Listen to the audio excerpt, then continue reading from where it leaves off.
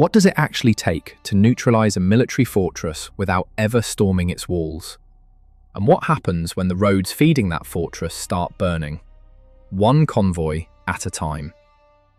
That is exactly the situation unfolding around Crimea right now. At least 35 Russian trucks and military vehicles have reportedly been struck along the land corridor connecting southern Russia to the occupied peninsula. But the number alone is not the story. The location is. Supply lines are the invisible skeleton of any military operation. Armies do not run on courage, they run on fuel, ammunition, spare parts, and the steady movement of cargo from rear depots to front positions. When that movement is interrupted, even the strongest defensive position begins to hollow out from within. That is the logic driving Ukraine's current campaign, and Crimea is at the center of it.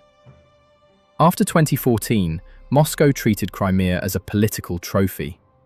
After the full-scale invasion began, its role changed entirely.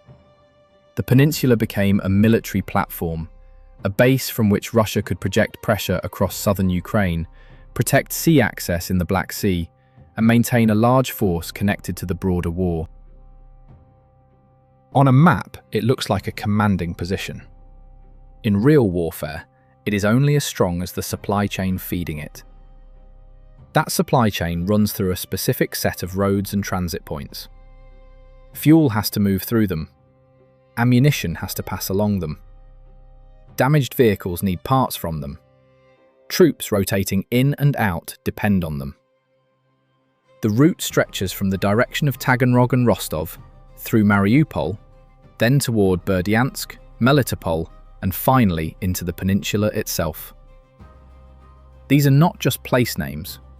They are the sequential steps in a military pipeline. If one step becomes dangerous, the pressure does not stay at that point.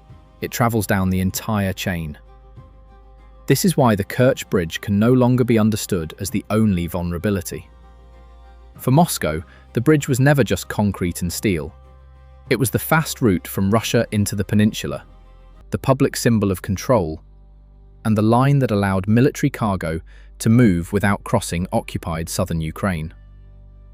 But once the bridge became a regular target and a constant security concern, its strategic value began to shift. The key point is not whether the bridge has been completely destroyed. The danger is more subtle. When traffic must stop after drone alerts, when trains face delays moving heavy cargo across it, Ukraine has already created pressure. A bridge under constant threat still appears on the map, but it cannot function with the same confidence. Every closure creates waiting lines. Every alarm forces commanders to ask whether the next convoy should risk the crossing or wait for another window.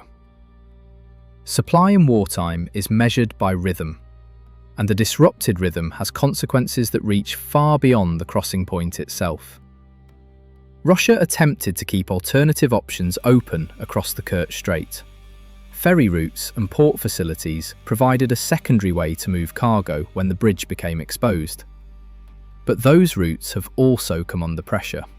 When a ferry is disabled and a port facility is struck, the message is clear. Ukraine is not hunting one dramatic target. It is methodically working through the entire system Russia uses to keep Crimea supplied. A ferry may seem less significant than a bridge, but it carries a different kind of value. It gives logistics officers a second option. Once that option becomes risky, Russia loses the comfort of backup routes. That loss pushes everything onto the land corridor. A route that once functioned as an alternative now becomes the primary artery.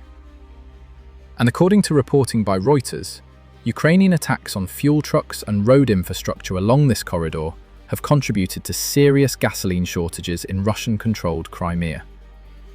That detail matters because it shows how a military logistics campaign can begin touching daily life.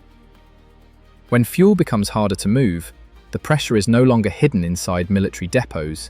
It starts appearing at fuel stations, in transport schedules, and in the public perception of stability. On the ground, the mechanics of this pressure are becoming clearer. A Russian truck leaves a staging area and moves toward Mariupol with other vehicles spaced along the road. The drivers may see open terrain, roadside cover, and distance from the main front. But above them, a Ukrainian drone can convert that movement into a live target picture. Once a vehicle is spotted, the road is no longer empty. It becomes a corridor inside a larger ambush. Some battlefield reports describe Ukrainian drones operating at depths of roughly 150 to 200 kilometers, enough to threaten traffic moving from the Taganrog direction toward Mariupol and farther down toward Crimea. This range changes the meaning of distance. A truck does not have to be near a trench to be in danger. It only has to enter a road that Ukraine can observe and reach. The strike sequence can move quickly. A drone locates the convoy and holds position above it. The operator identifies the highest value vehicle, a fuel tanker, because fire spreads fast and blocks movement. A cargo truck, because it may carry ammunition or replacement parts. A command vehicle, because it affects coordination. Once the target is selected, an FPV or long-range drone closes in. A burning tanker changes the road in seconds. Smoke covers the lane. Drivers behind it slow down. Nearby vehicles scatter towards side roads or tree lines. A convoy that was moving as one controlled group begins to break apart, and each fragment must choose between speed and exposure. Ukraine does not need to destroy every vehicle to damage the system. One strike can force a delay. 2 hits can push commanders to change the schedule. A pattern of destroyed trucks can drive convoys to move at night, split into smaller groups, or wait for electronic warfare coverage. Each of those decisions may reduce losses in one place, but they also slow the entire supply flow. A road that demands special planning before every trip is no longer a rear route. It is a contested space. Inside Crimea, the pressure is compounding. Air defence batteries, radar stations, airfields, naval infrastructure, and command posts all help Moscow keep the peninsula functional as a military base. When one radar is damaged, the loss is larger than the hardware itself. A gap opens in coverage, and Ukrainian drones may find a clearer path toward a depot, a launcher, or an airfield. This creates a difficult chain for Russian commanders. If an air defence unit stays in one location too long, it can be found and targeted. If it moves frequently, it may cover less area and lose time re-establishing its position. Airfields add another layer to this problem. Aircraft require runways, fuel, maintenance crews, ammunition storage, and radar support.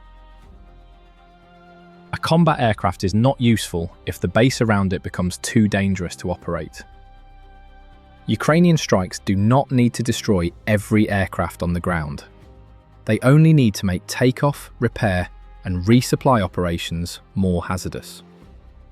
Reports describing drone ambush tactics near Russian airfields suggest the threat is no longer only a missile arriving from distance.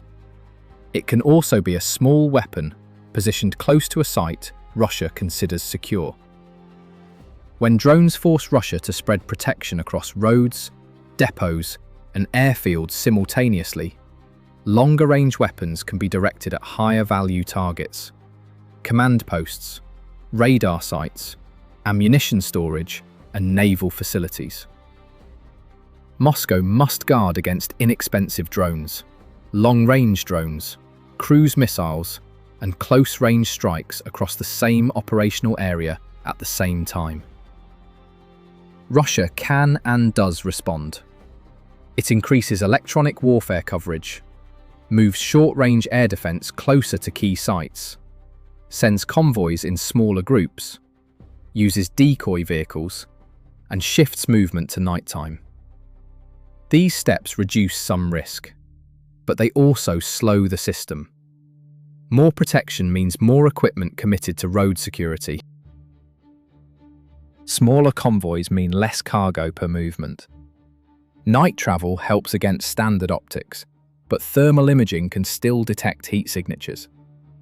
Every protective measure consumes time, manpower, and planning capacity that would otherwise go elsewhere. The Dnieper and Azov groupings, with roughly 150,000 troops, need fuel, shells, spare parts, food, medical support, and replacement vehicles to sustain operations across a wide area. If the logistics network supporting them becomes unreliable, the pressure extends far beyond one highway. Around 480 kilometers of front line can feel the result when rear roads stop functioning smoothly. This is not the kind of collapse that announces itself loudly. It begins quietly. A fuel convoy arrives late. An ammunition truck is held back because drones were spotted near the route. A repair team cannot deliver parts to a damaged armoured vehicle. A field depot is relocated because the original site became too easy to observe. Each delay appears manageable in isolation. Together, they reduce the tempo of the entire force. So the central question for this campaign is coming into focus. If drone pressure can create shortages, delay military cargo, and force Russia to defend roads far behind the front line, is this only a war of attrition, or is it preparation for something larger? Crimea may not fall through one massive assault, but it can be weakened through a slower and more persistent method. The Kerch Bridge no longer carries the same sense of security. Ferry routes across the strait have been threatened. The roads through Mariupol, Berdyansk, and Melitopol are now watched lanes. Radar sites, air defense systems, airfields, depots, and command posts are all being drawn into the same pressure campaign. Control on a map is not the same as control in real war. The more realistic near-term scenario is a steady tightening.